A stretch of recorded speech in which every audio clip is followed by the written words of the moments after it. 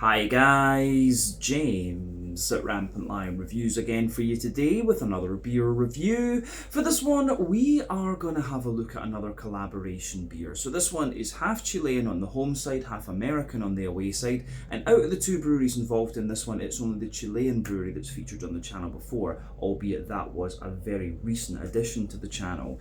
But yeah, when it comes to the Chilean brewery, they are most definitely best known for their wild ales, sour beers, whatever you want to call them, their barrel program basically, whereas the American brewery is quite a well-known brewery in fact, but one that I've just never really managed to touch upon on the channel for whatever reason. I couldn't tell you. I think I just didn't really come across any of their beers, but they're widely regarded as being a very well-rounded brewery. They do lots and lots of different stuff, and yeah, it is a brewery that I really should have covered already. But yeah, the beer that we're going to have a look at today is a little bit of a special release from the Chilean brewery. It's a style that I haven't tried from them yet, a style that I very much enjoy right enough, and if memory serves me correctly, this will be the very first Chilean brewed example of this particular style that I'm going to review. So quite a few points of interest when it comes to this video. So needless to say, I'm very curious to see what this beer is going to have in store for us. Hopefully it's another good beer. Hopefully it makes for an interesting review, and as always, I hope that you guys watching enjoy my take on this one as well. So yeah, for this review then, for the home side of things, we are going to head to a little place called Quilpué, which is just to the east of Valparaiso on the Chilean coast, I guess about halfway up the country, and that means that we're going to have a look at another beer from Cerveza Granizo. So this particular beer is called Gran Cat. It comes in at 8% ABV. It is an Imperial Flanders Red, as they're calling it, with cherries, and this one is brewed in collaboration with Almanac Beer Company, who are from the island of Alameda, which is in the Bay Area in California, but it's just to the south of Oakland. But yeah, this is the very first time I'm reviewing a Chilean-American collaboration on the channel as well. So yeah, that's another first for Rampant Lion Reviews. But if you've watched the channel for any length of time, you'll know that my interest in sour beers really began with the discovery of Rodenbach, which is of course one of the iconic Flanders Red. So I love this style, and I love the kind of more malty leaning beers, of course, the big brown sugary things. A massive shout out and thank you in this one to the lovely Miss Amanda. This is yet another beer that she brought to me here in Hong Kong, and a shout out to her friend Basti as well, who took it to her in Sweden from Chile. So this beer has been almost all the way around the world when you think about it, which is quite cool. But yeah, it's supposed to be a very nice one, this. I think they release this beer once a year, if I remember correctly. I'm pretty sure I saw that on Untappd, that they have released different vintages of the recipe that was developed here. So yeah, maybe we'll try another vintage or another variant of this in the future. We'll just need to wait and see. But yeah, Gran Cat, an 8% Flanders Red Ale from Cerveza Granizo in Quilpué near Valparaiso, in collaboration with Almanac Beer Company from Alameda in California over in the US. So yeah, let's crack on with this one and see what the beer is going to have in store for us. So as always with my reviews, I'll tell you a little bit about both the breweries involved here before we taste the beer. If you want to get straight to the tasting though, just fast forward.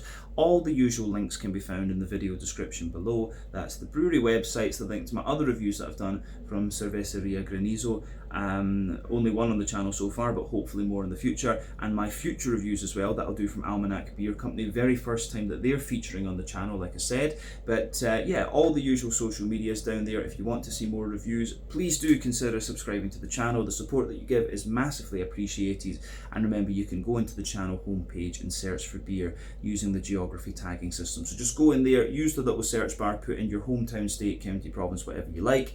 If I've reviewed beers from the area that you search for, they will pop up. Failing that though, you can check out the playlist of beers from different countries. You'll find this one in the Chilean playlist and the American playlist because it's dual nationality, but do make sure you check out the playlist of beers from other countries as well, because there are some very interesting things on at the channel these days. But yeah, let's go on to my brewery notes then, and I'll tell you a wee bit about both the breweries then. And I will warn you, the history section here is a little bit longer. Amanda was able to find me a lot of good information on these breweries.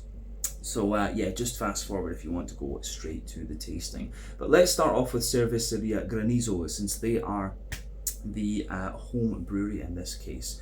But yeah, Cerveza Granizo was founded in the Granizo district of Olmué, which is kind of halfway and north a little bit between the capital Santiago and Valparaiso on the coast, and it takes its name from the area of El Granizo, which is very close to the La Campana National Park, which is known for its biodiversity.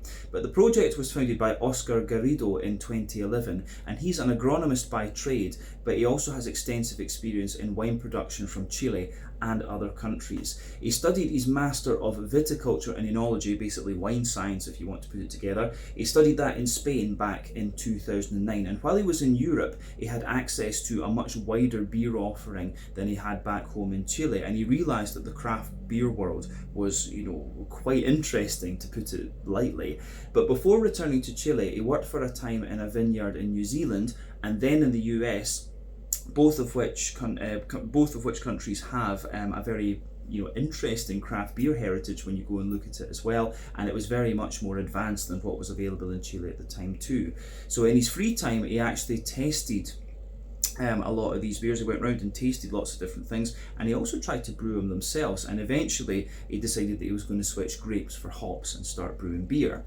So he founded Cerveza Granizo in 2011, and he was both a partner in the company and the head brewer, and also spent a lot of his time overseeing the barrel program, which is something that is very, very well respected. This brewery are really considered the pioneers, or one of the pioneers, of barrel aging in the Chilean craft beer scene. But he also worked as a beer judge and was taking part in competitions across the Latin American countries, so he did a lot of work there.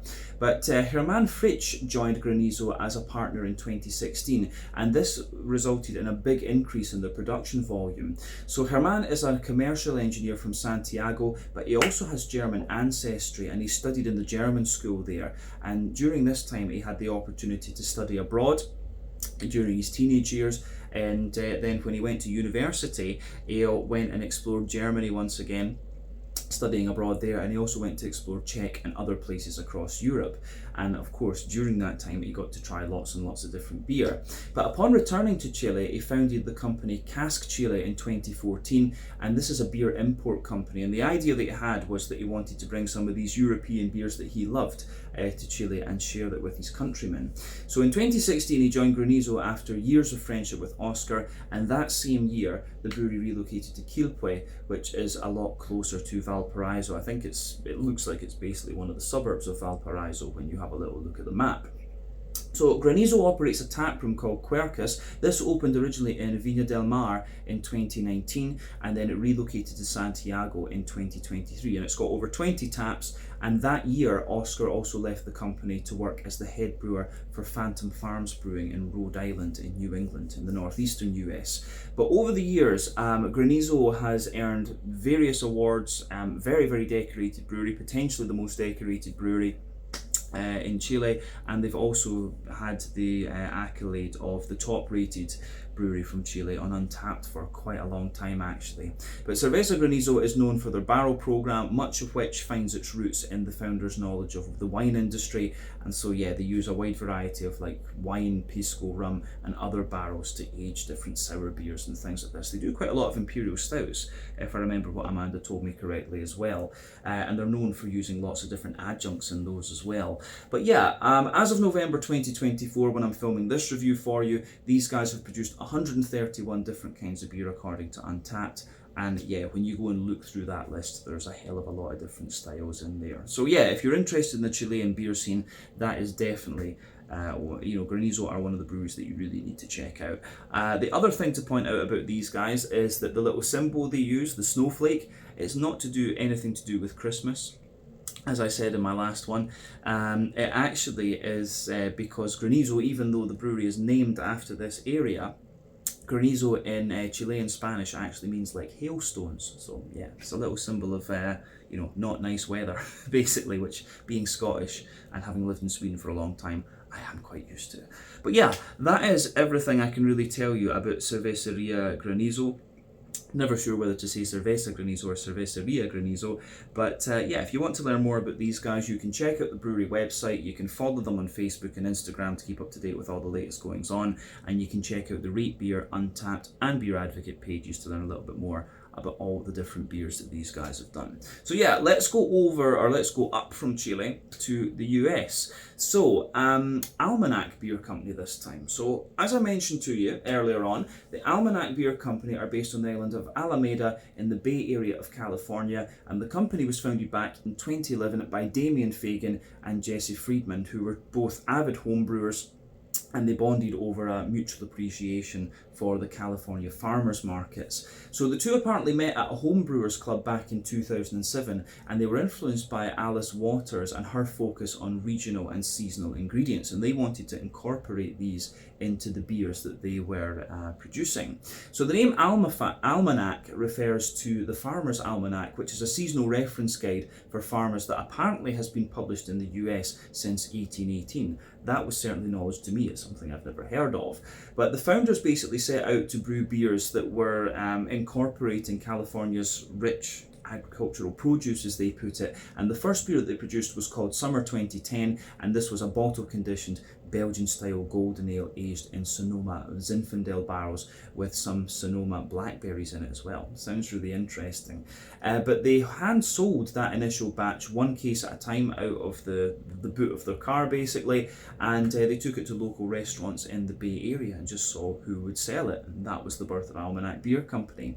So the positive reception for this beer encouraged them to continue brewing regularly, and they started releasing beers quarterly, so 4 beers a year for the next 2 years, and this culminated in the decision to pursue Almanac as a full-time venture in 2013.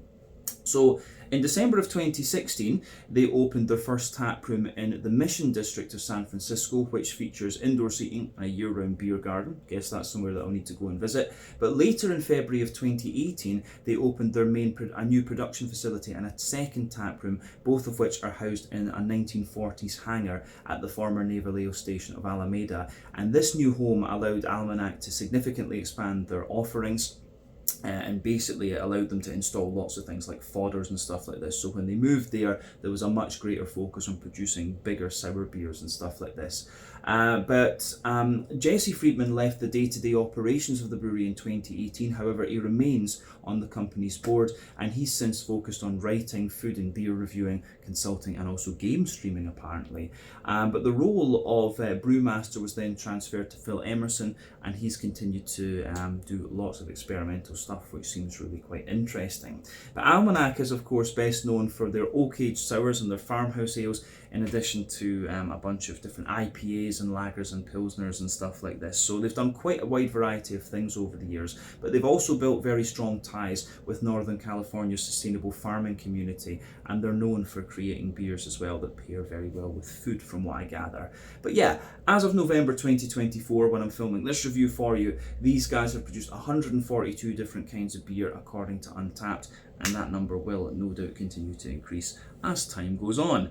But yeah, that is everything I can really tell you about Almanac Beer Company for the moment. Again, if you want to learn more, check out the brewery website, follow them on Facebook and Instagram to keep up to date with the latest goings on, and you can of course check out the Rate Beer, Untappd and Beer Advocate pages to learn a wee bit more about all the different beers that these guys have done. So yeah, let's go on then and actually have a little look at the beer itself. So this one, as we said earlier, it's called Gran Cat. It comes in at 8% ABV. It's a Flanders red ale with cherries added into it, but there's a few more details about this one. So it's aged in Chilean larch fodders and French oak barrels for a total of 31 months, and it's re-fermented with fresh cherries. And the collaboration, the original one, took place when Phil Emerson of Almanac visited Chile in 2019 to brew this beer, and apparently the name Gran Cat is taken for his love of music and his love of cats as well. So yeah, kind of interesting. So yeah, it seems they've done a few different vintages of this beer. If I remember rightly, when I had a look at the can earlier, I think this one was produced in 2022.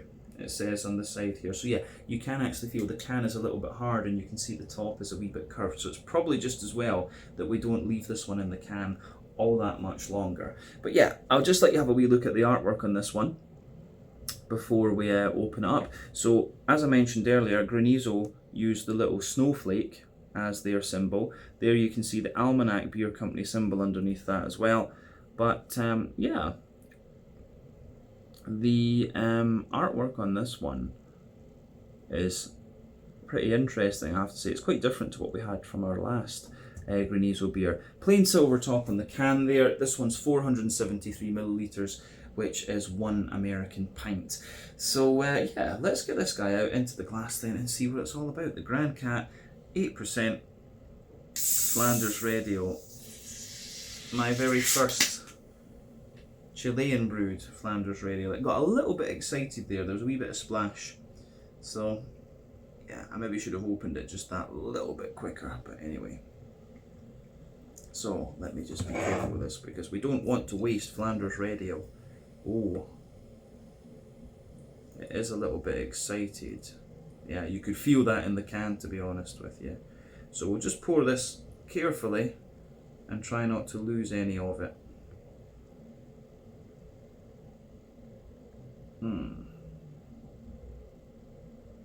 Because yeah, once you let the air into it, the carbonation will calm down, definitely. Alright then. So, there we go. There we go. Yeah. Here we are.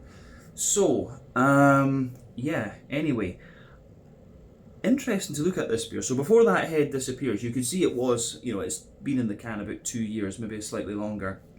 So it did get a little bit excited in terms of its carbonation. But yeah, you could see it poured with a lovely, yeah, it poured with a big 2-finger frothy, I would say sort of fawn coloured head there. I'll just let you have a wee look at that. That is obviously going to fade away as time goes on, but you can see the colour nonetheless. But yeah, one thing I will say about this is certainly one of the darker Flanders Reds that I've come across. It's got a lovely sort of dark, it's almost like a kind of dark chestnutty colour, or rose. Is rosewood a good way to describe the colour of this one?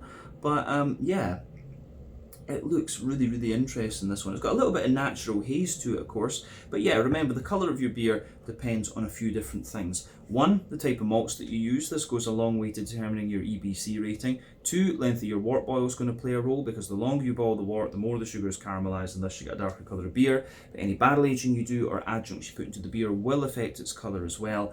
And when it comes to the Flanders Red, yeah, a lot of the colour is down to the type of malts and to an extent the whatever barrel or fodder or anything that you use. The darker colour of this one is probably due to the use of the cherries, in all honesty. But yeah, there's quite a wee bit of visible carbonation in this one. You can see the head has kind of faded away to be a sort of thinner, foamier layer as well. But yeah, all in all, an interesting looking beer, this one. And as I say, one of the darker Flanders Reds that I've certainly come across. Yeah, I don't think we can really say much more about the appearance of this one, in all honesty. So let's go on and have a wee look at the aroma of this beer. This will be a little bit of a longer video, of course, because of the longer history sections that we had. But yeah, anyway. Oh, aroma-wise, that smells very, very nice. So for me, the aroma of this beer, it's really interesting because, you know, with the likes of Rodenbach and Duchesse du Bourgogne, you always get that very smooth, oaky kind of note out of them. You always, you know, the oaky wood and the vanilla is always very obvious in these things. This one's using that Chilean wood. What was it called again? Larch wood. And I don't really know very much about that. I would only know about some woods from guitars and things like this. Cedar, of course, with Japanese sake as well, gives you that sort of spicy kind of thing.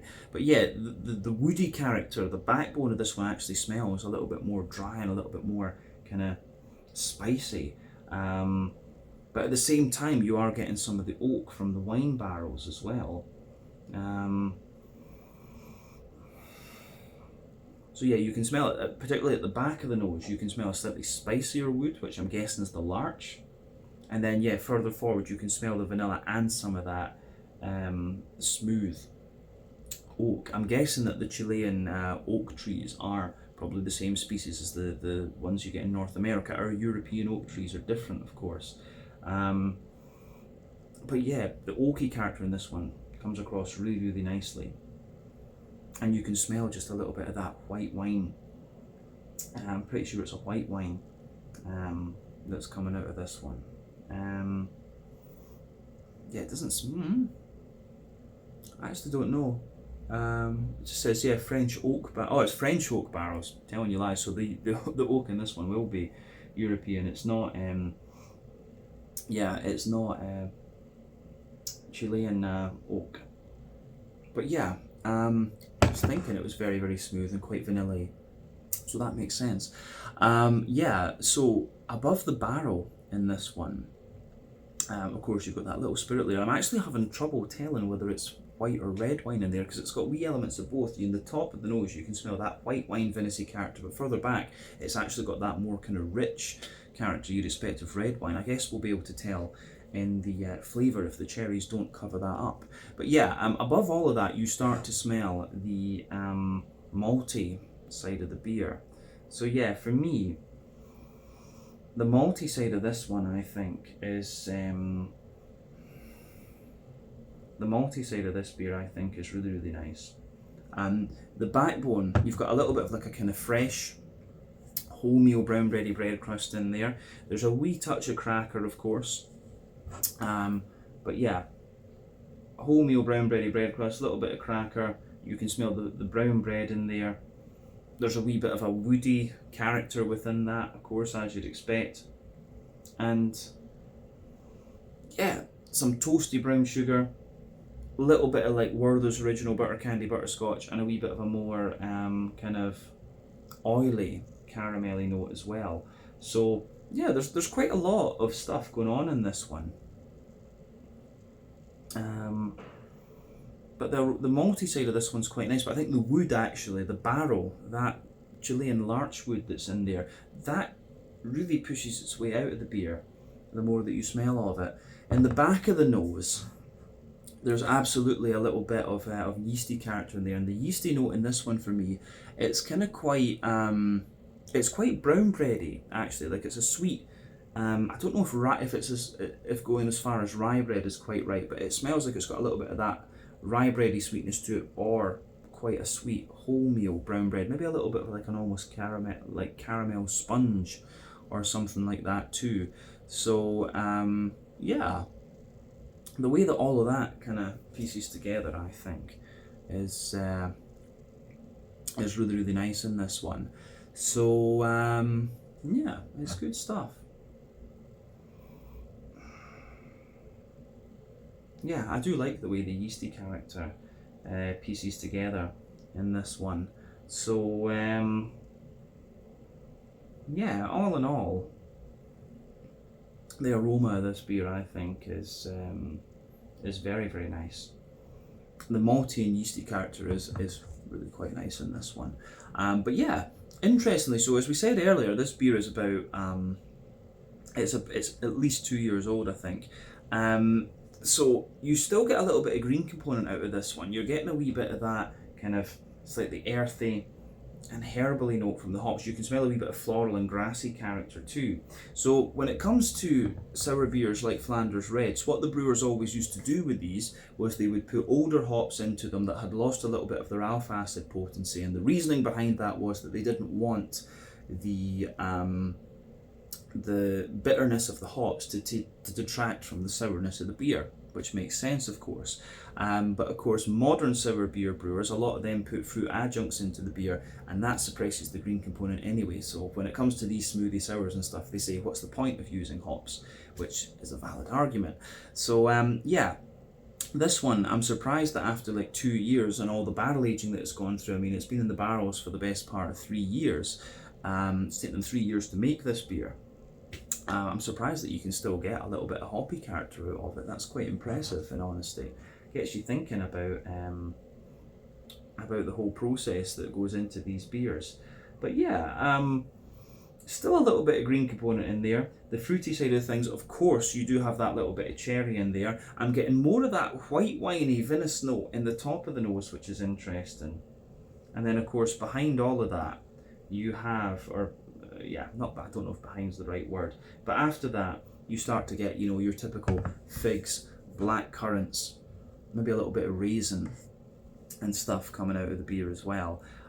So yeah, in all honesty, quite an interesting Flanders red aroma we've got here. It's the Chilean wood that makes it different, and the kind of white winey notes, I think, because yeah, usually these beers smell a little bit smoother and the brown sugars are a little bit more brighter, maybe. That's maybe a good way to put it.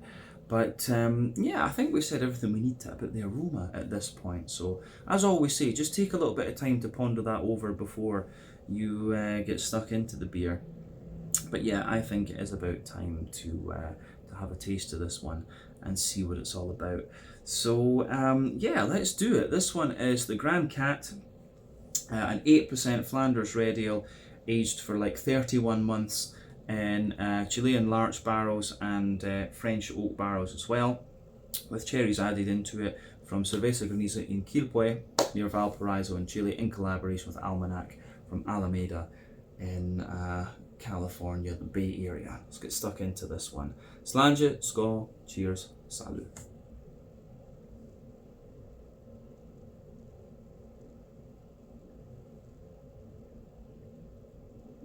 Ooh.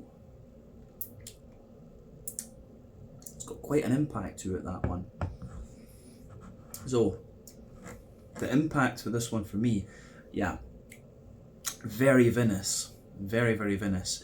For me, that's a little bit unusual based on my previous experiences of Flanders red ales, but it works. It does work quite nicely. So yeah, in terms of this, just the first impression I have of this beer, very white wine vinous in comparison to others I've had in this style category. And oddly enough, it's a style that I can get quite easily here in Hong Kong, which you wouldn't expect. Yardley Brothers Brewery here, they brew these fairly often actually. So yeah, been reviewing a fair few Flanders Reds recently.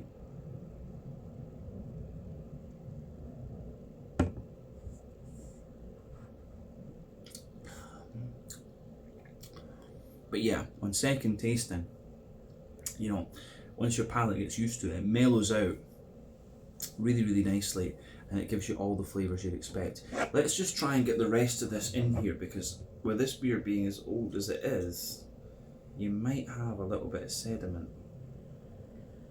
in the can. We just want to be very careful with this. So you want it to be all blended up, of course, and we don't want to waste any of this. There we go. Lost a wee bit to the desk there, but what can you do? You saw it went a little bit crazy. But yeah, as you can see now, and I put my hand behind it there, very, very dark Flanders red, but this is good. So let's do as we always do with these beers, break it down and describe it for you that little bit more in depth.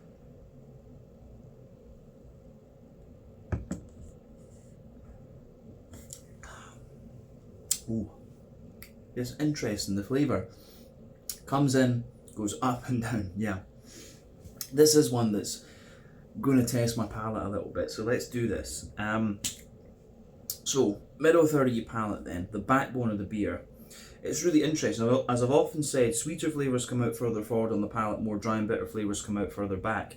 So with this one, you absolutely get that smoother, oaky character further forward. But as you go further back, I think you're getting what, to me, feels like a kind of drier larchwood character. So yeah, that's the interesting thing with your palate. So in the middle third of your palate, the larchwood takes up the kind of back half of the palate, and then yeah, the front half of the palate is more oaky. You've got the little bit of vanilla in there as well, which is really interesting. And then above the wood, you start to get, yeah, you really do start to get the kind of vinous notes out of that. And like I say, I want to say it's white wine. The vinous-y character that I'm getting out of this beer is definitely white wine. So yeah, you've got that white winey, vinous-y sort of layer. Then you start to get the malty side of the beer coming out. But the barrel in this one, I think, is really interesting, really quirky and unusual. And of course, that's something that as the Chilean beer scene goes forward, you're probably going to get a lot of people doing that, because, you know, Chile has heritage as a winemaking country. And that's the thing you found in Europe as well. The countries that are very good at wine also tend to be very good at beer when they have a go at it.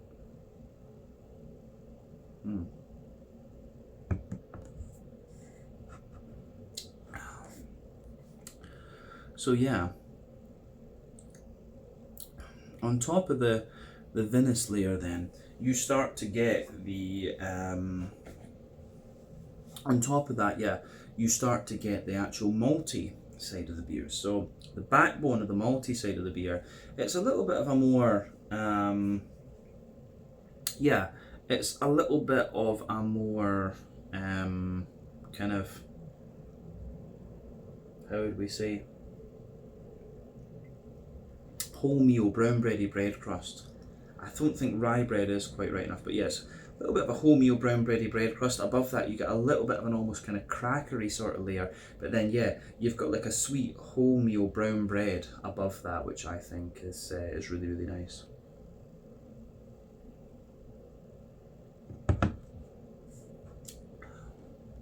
So yeah, the wholemeal brown bready side of this beer, I think, is quite nice to see. You've got that brown bread, you've got the brown bready bread crusty base, the cracker above that, then a sort of sweet wholemeal brown bready character, and then above that you start to get the brown sugary notes coming out of this beer. So it's got like a kind of toasty brown sugary layer on top of it. Then you've got this circle in the middle of your palate, and that's where you get the more kind of slightly leathery brown sugar. So you've got this kind of slightly leathery brown sugar underneath, and then above that you've got this more kind of Werther's Original butter candy, butterscotchy note coming out of it. Into the aftertaste you will get a wee bit more of the kind of leathery character, and there's also just that little bit of sort of nutty note to it as well, which I do like. So yeah, the way that all of that goes together, I think, is very, very nice in this one.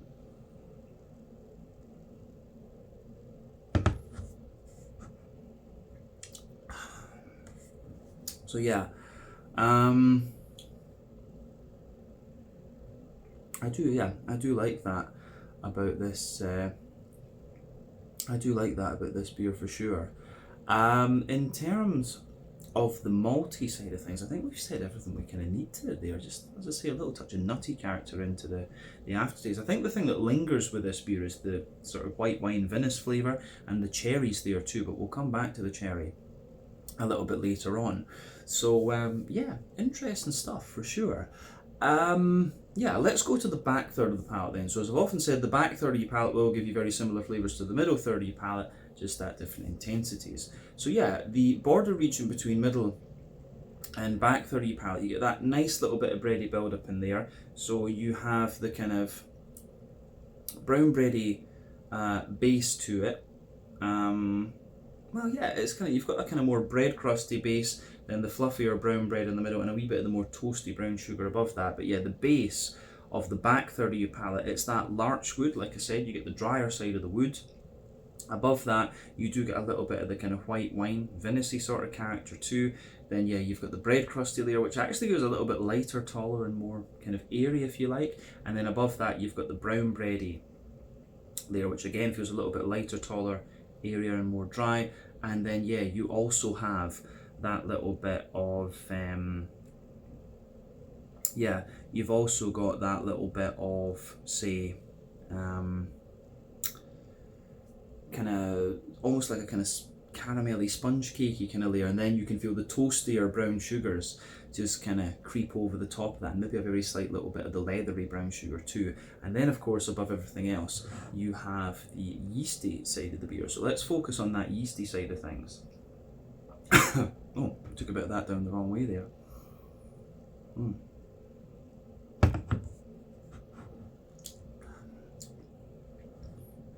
So yeah, the yeasty side of the beer, it's got a little bit more of yeah, it's got a little bit more of a kind of, there's almost like a little bit of a rye bready character at its core. So yeah, a wee bit of a rye bready character at its core, then it's surrounded by a more sort of fluffy, yeah, it's surrounded by a little bit of a more fluffy wholemeal brown bready character, of course, and then yeah, the very edge of it is a little bit more of a kind of, yeah, the very edge of it is a little bit more of like a soft, yeah, brown bready bread crust, in fact. So yeah, the way that that all pieces together in this one, I think, is it's really, really nice. So yeah, definitely the yeasty character in this one adds another dimension to the beer. Definitely, yeah, you can feel on the back third of your palate, the flavour is a little bit taller. Then yeah, as you move further forward into the middle third of your palate, it just kind of condenses down and squashes together that little bit more. So yeah, interesting stuff. The malty, yeasty and barrel side of this beer is really, really interesting. So yeah, let's go on and have a little look at the hoppy and fruity side of things then to round off the tasting section. So yeah, this is the interesting thing. I was talking about the green component in this one still being quite visible earlier on. So in the aroma it is, but in the flavour, not so much. But you do get a little bit of it. I mean, in the back corners of the palate, you can feel a little bit of the yeah, you can feel a little touch of the like a little bit of a smooth earthiness in there, and as you move further forward, the earthiness does spread a little bit. There's a wee touch of an almost kind of herbal thing to it as well. And yeah, as you come further forward from that, there's a little bit more kind of floral aromaticity, and round the front curve of the tongue, it's a little bit lighter and more grassy, of course. So yeah, the way that that pieces together, I think, is really, really nice in this one.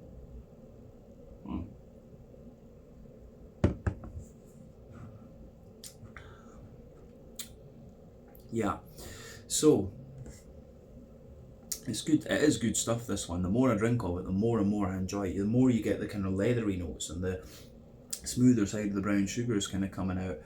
You start to get all the different kind of subtleties of this beer, which is great. But yeah, let's focus then on the front third of your palate. So the border region between front third and middle third of your palate, you get that nice little bit of bready build-up in there. So in the base, you have a little bit of an almost kind of, yeah, you've got a bit more of the kind of bread crusty note, then you've got the kind of fluffier brown bread above that, and then a wee bit of the kind of toastier brown sugar, and a wee bit of that almost caramelly spongy sort of note I was talking about. But yeah, the base of that front third of your palate is all about the oak. You get that really smooth European oak in there, little touch of vanilla to it, of course. Then you've got the vinous layer, the brown bready bread crust, the wholemeal brown bread, then a little bit of that almost caramel spongy type character, and then yeah, above that, the toasty brown sugar and the more leathery and butterscotchy type notes start to come out of this one as well. So yeah, above all of that though, you get that nice oily bubble where the juicy fruity esters roll their way out of the beer, and then of course the cherries are coming in with this one as well, because they've been added in as an adjunct. So when it comes to the hoppy part of the fruit, for me,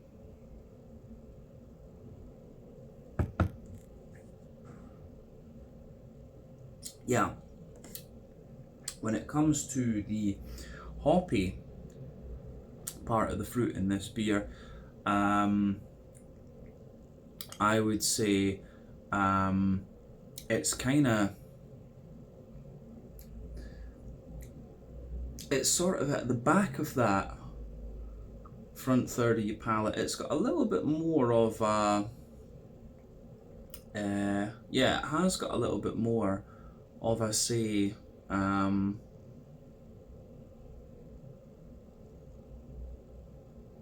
what's the, I think it's not quite pruny, maybe somewhere between prune and date. It's got a little bit of that. There's a wee bit of like sultana in there as well, and as you move further forward, you into the middle of that front third of your palate, it's got a little bit more of a kind of figgy type quality as well. So yeah, I do like how that pieces together in this one. But then yeah, as you go forward from that, it's got yeah, as you go forward from that, you start to get a little bit of a, pardon me, there's a little bit of a kind of more, yeah, black currant, I think is thing. So yeah, for me, there's like a little datey pruny sort of thing, a little bit of sultana, then yeah, figs and black currant. I think that describes the oily part of the fruit in this one, the hop oil part of the fruit. But then above that, of course, you've got the cherries coming in. The cherries in this one are actually quite they're not too sharp, in all honesty. They are in the beginning when you're still getting used to it, but yeah, they're actually kind of quite rich and quite juicy. I